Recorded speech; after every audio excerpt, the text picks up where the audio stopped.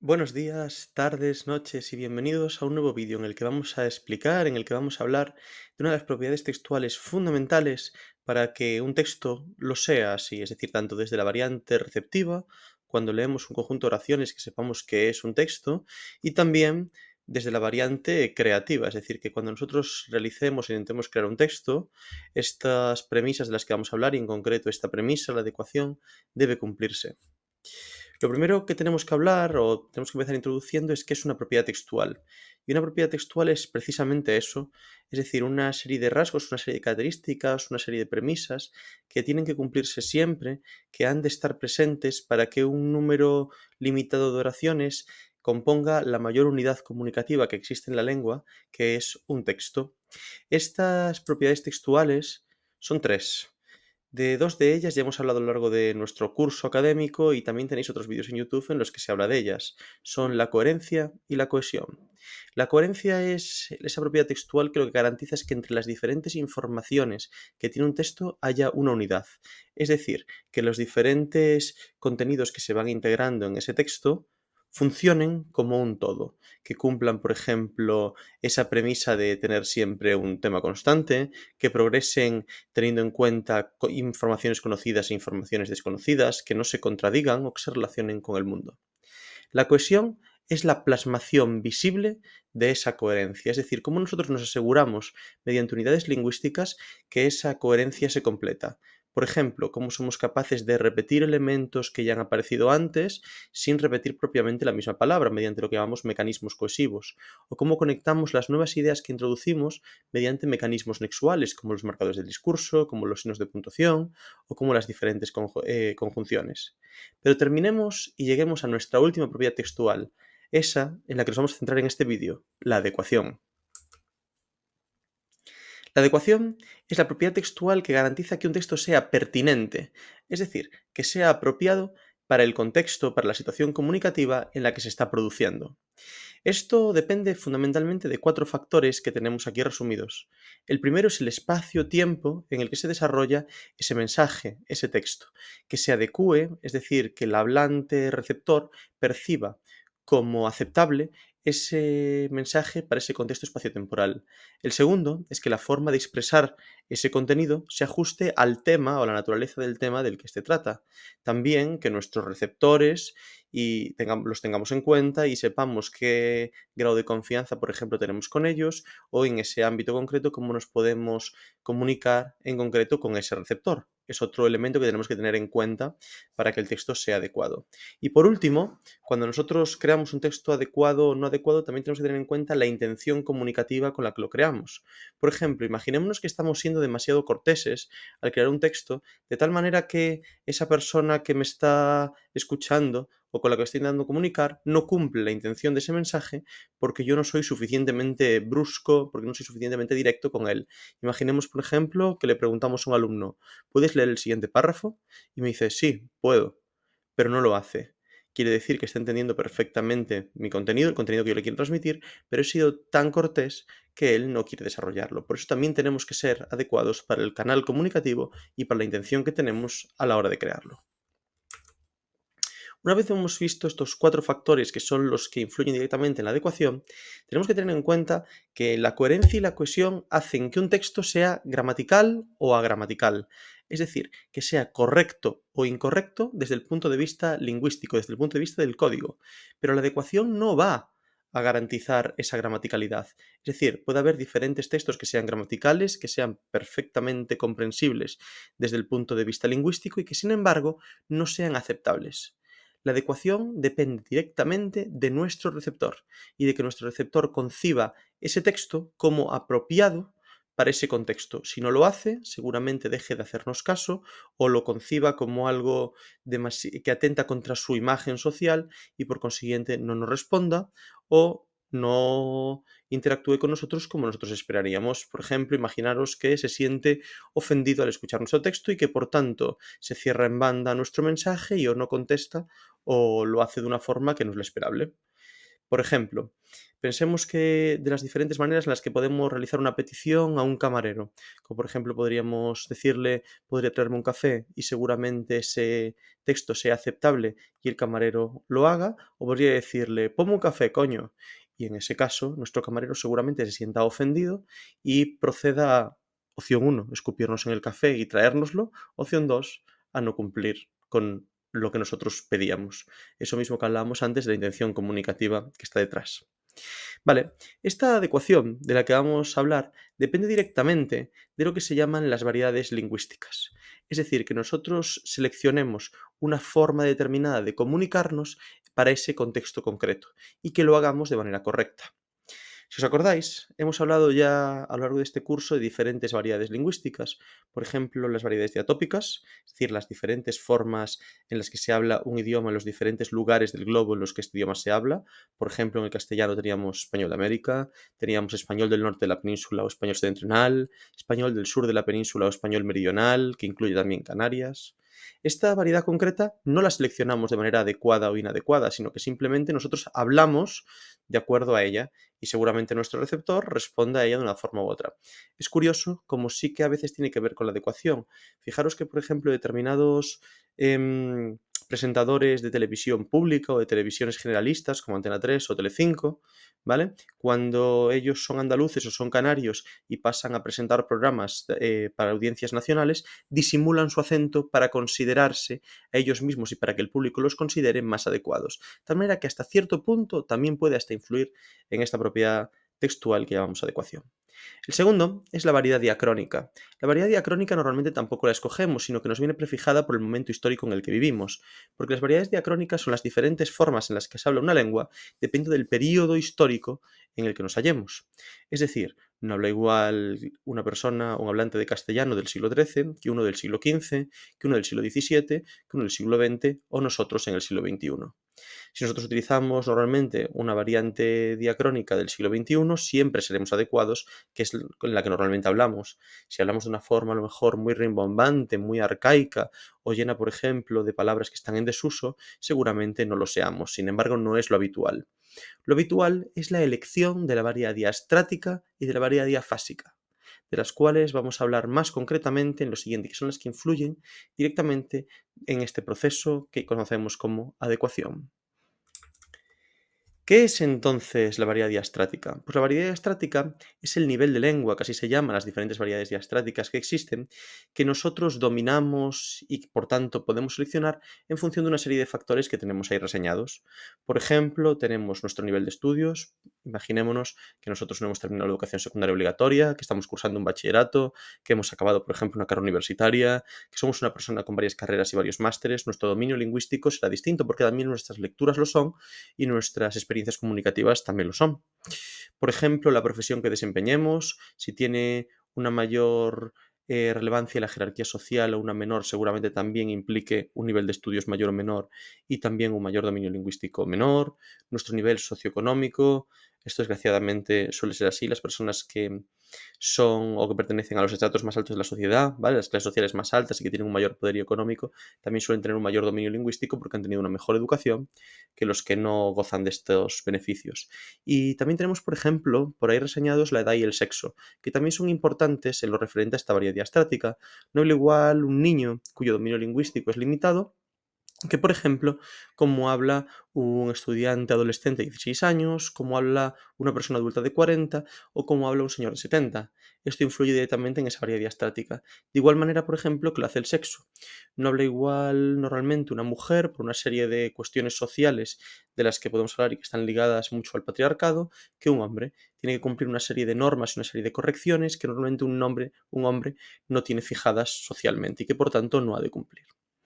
Lo realmente curioso de estas variedades diastráticas y los tres tipos de variedades diastráticas de las que vamos a hablar es que la variedad diastrática es como un ascensor. Cuando nosotros dominamos una variedad diastrática superior de las que vamos a ver, vamos a poder bajar sin ningún problema las variedades diastráticas inferiores.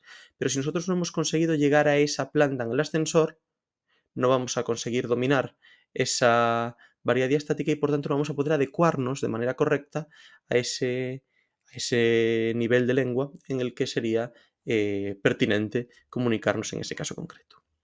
Tenemos tres variedades diastráticas fundamentales: el nivel culto, el nivel semiculto y el nivel vulgar. Vamos a detenernos un poquito en cada una de ellas. Aquí tenemos las características de los hablantes que dominan cada uno de esos niveles. Un nivel culto sería una persona con un nivel de estudios alto, que pertenece a una clase social media alta y que tiene un dominio lingüístico pleno. Un nivel semiculto es una persona que tiene un oficio habitual dentro de la sociedad normalmente, que tiene un nivel de estudios, por ejemplo, parecido a una educación secundaria obligatoria o incluso lo que hoy sería un bachillerato, y que tiene un dominio lingüístico en el que conoce perfectamente la norma, pero que, por ejemplo, presenta dificultades para hablar de determinados temas. Y el nivel vulgar es el más bajo de todos, el que pertenece a las clases sociales más bajas, personas analfabetas con un grado de estudios bajo, y que su dominio del lenguaje se basa fundamentalmente en las interacciones cotidianas, pero no puede utilizarlo, por ejemplo, en otro tipo de registros, como escribir textos escritos complejos, por ejemplo, comunicarse en situaciones comunicativas muy prefijadas, como puede ser este discurso que estamos creando. ¿Cuáles son las características de cada uno de estos niveles? Pues mirad, este nivel culto es el modelo de corrección, es decir, es el tipo de lengua perfecta y correcta para todos los ámbitos en los cuales estén prefijadas unas determinadas normas. Son discursos en los cuales la pronunciación, la fonética es perfecta, son discursos que tienen una coherencia muy bien trabajada con esquemas complejos, por ejemplo, con epígrafes y subepígrafes, con títulos perfectamente colocados, con, por ejemplo, progresiones temáticas de tipo derivado, de tema constante o con hipertema muy bien construidas, que utilizan diferentes mecanismos de cohesión de todos los tipos y que manejan de manera correcta los marcadores textuales, que utiliza un léxico muy específico, lleno de cultismos, lleno de palabras especializadas para ese tema concreto y que, por tanto, presenta, por tanto, manifiesta un gran dominio del lenguaje en ese ámbito concreto, ¿vale? Que tiene una sintaxis compleja, llena de subordinación, llena de coordinación, con frases moderadamente largas, pero cuyo contenido se entiende perfectamente. Es el mejor nivel de lengua, que el que dominan, como decíamos, las clases sociales más altas o las personas con el nivel de estudios más alto en la sociedad. En segundo lugar, tenemos el nivel semiculto, que se corresponde con lo que sería a día de hoy un habla coloquial, como vamos a ver después, con ese tipo de registro, y que es el habla cotidiana que dominan, por ejemplo, todas las personas que utilizan un nivel culto, pero que en su día a día hablan, por ejemplo, cuando van a una situación cotidiana en este nivel semiculto. Es un nivel en el cual no se presentan incorrecciones, pero, por ejemplo, sí que puede haber relajaciones fonéticas, en las cuales los mecanismos de cohesión a veces son repetitivos o están poco trabajados, en los que los modelos de coherencia y de progresión temática son muy sencillos y son muy simples, en los que las oraciones son mayormente simples, con un único verbo y en los que se entiende perfectamente bien el contenido, pero que no implican grandes complejidades, en los que utilizamos léxico poco concreto, pero cotidiano y entendido por todos y muy correcto, en el que tenemos, en definitiva, una lengua coloquial correcta, pero que todos concebimos como aceptable en la inmensa mayor parte de los ámbitos, pero no muy rígidamente fijada para determinados esquemas. Por ejemplo, imaginaros, este nivel semiculto es correcto para ir a la panadería a comprar una barra de pan, pero no para una apertura de curso universitario en una universidad como puede ser la de Salamanca. Por último, tenemos el nivel vulgar. Ya decíamos que son las clases sociales más bajas y con un nivel socioeconómico y con un nivel de estudios también más bajo. Por ejemplo, está plagado de incorrecciones y de vulgarismos a nivel fonético, como pueden ser, por ejemplo, supresiones vocálicas, es decir, desaparecen vocales en medio de palabras. Hay metátesis, como por ejemplo, prove en lugar de pobre. A veces hay incluso colocación de vocales que no deberían estar, a moto en lugar de moto. Hay interferencias con otros idiomas, como por ejemplo en las lenguas peninsulares, rasgos del gallego, del vasco, del catalán en ellas. Hay relajaciones fonéticas, por ejemplo, de la D intervocálica, de las S finales, hay aspiraciones de las H iniciales. Es también en este nivel vulgar donde más se ven las variedades diatópicas y los rasgos de las variedades diatópicas. Hay errores sintácticos habituales como el laísmo o el loísmo, el dequeísmo, es decir, utilizar de qué en lugar de qué, o por ejemplo queísmo, es decir, utilizar que en lugar de que con determinados complementos de régimen. Hay desórdenes sintácticos, oraciones mal construidas, oraciones incoherentes, que es lo que conocemos como anacolutos, léxico incorrecto y basado a veces, por ejemplo, en etimologías populares, como puede ser concreta, almóndiga, retonda en lugar de rotonda, mondarina. Todo eso son rasgos de este nivel vulgar. Como os decía, lo curioso es que cuando un hablante domina un nivel culto no tiene ningún problema para bajar a un nivel semiculto, incluso para reproducir de manera irónica, paródica o satírica este nivel vulgar. Sin embargo, una persona que únicamente domina este nivel vulgar no va a poder utilizar nunca un nivel culto o un nivel semiculto, porque cuando lo haga va a incurrir en las incorrecciones prototípicas de este nivel, incluso llegando a eso, a hacerlo de forma humorística o a que la gente de la sociedad deseche este tipo de manejos lingüísticos por el hecho de las incorrecciones que conlleva. La otra variedad fundamental en la que tenemos que centrarnos, además de la diastrática, es la variedad diafásica que tenemos aquí. La variedad diafásica, perdón, son los diferentes registros que utilizamos de la lengua. Es decir, son las elecciones voluntarias y conscientes que realiza un hablante en función del marco comunicativo en el que se encuentra.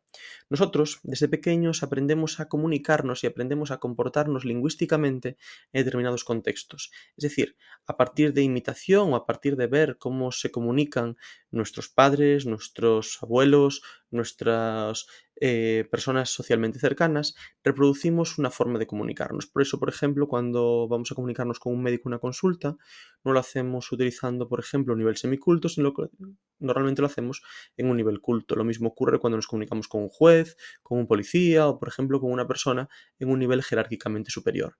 Pues todas estas elecciones voluntarias que realizamos responden a las variedades diafásicas. Y las variedades diafásicas, y que podamos ajustarnos y seleccionar una variedad diafásica u otra, viene preconcebido, viene motivado por nuestro dominio de una variedad diastrática mayor o menor. Cuando hablamos de variedades diafásicas, hablamos esencialmente de estas tres variedades que tenemos aquí. Realmente son dos y una variedad diafásica especial o un registro especial que es el que tenemos en el medio de ambos. El registro formal es aquel que seleccionamos cuando utilizamos un nivel culto de lengua, cuando queremos enfrentarnos a un interlocutor que normalmente no conocemos, en un espacio y un tiempo en el que hay unas normas sociales rígidas y que normalmente el tema es complejo, es abstracto y tenemos que ceñirnos a él. Es más habitual este registro formal también en los medios escritos que en los medios orales. Por otro lado, tenemos el registro coloquial, el que utilizamos en nuestro día a día para la inmensa mayor parte de nuestras interacciones. Es decir, es un uso lingüístico en el cual no tenemos un especial cuidado por el uso de la lengua. Nos comunicamos con receptores que conocemos, que tenemos un grado de confianza alto o que, por otro lado, consideramos que están a nuestro mismo nivel jerárquico y que, por tanto, no hace falta que utilicemos un mayor nivel de lengua. Son temas, como ya decíamos, cotidianos, habituales del día a día, que no implican un léxico complejo y que normalmente suele preferirse en estos casos este registro coloquial cuando hablamos de textos orales, aunque también a día de hoy existen otro tipo de textos que no son directamente orales pero que reproducen la oralidad, como puede ser por ejemplo un WhatsApp o un comentario en redes sociales que suelen utilizar en registro coloquial.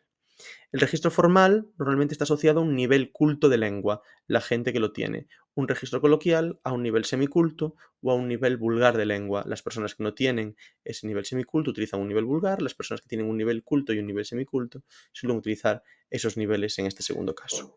En el medio de ambos tenemos los registros especializados o tecnolectos, que son funciones, es decir, usos especiales de la lengua en contextos muy concretos para hablar de temas muy especializados por parte de determinadas personas.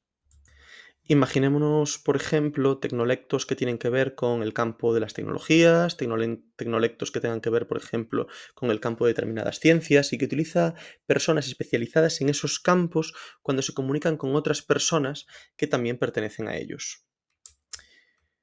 Como decíamos, ese registro formal y también la inmensa mayor parte de los tecnolectos se corresponden con un nivel culto importante y los registros coloquiales se corresponden con un nivel semiculto o un nivel vulgar. En relación con estos tecnolectos, con estos registros especializados, para terminar de hablar de la adecuación y esas variedades fásicas, tenemos que remitir a dos conceptos básicos. Estos dos conceptos son estos dos que tenemos aquí en esta parte derecha de la pantalla, que son lo que es una jerga y lo que es un argot.